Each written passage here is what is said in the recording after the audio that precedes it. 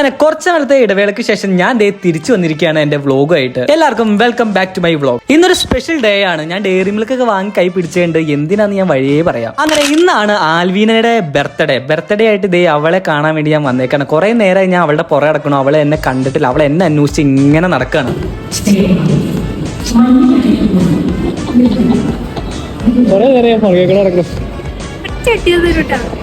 ഞാൻ സ്റ്റെപ്പിലിരിക്കണ്ട കണ്ടില്ല നീ. Happy birthday to U.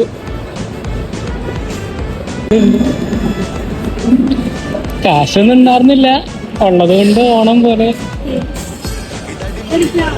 അല്ല, എനിക്ക് കാണിക്കാൻ മാത്രം നിനക്ക്, പിന്നെ എനിക്ക്.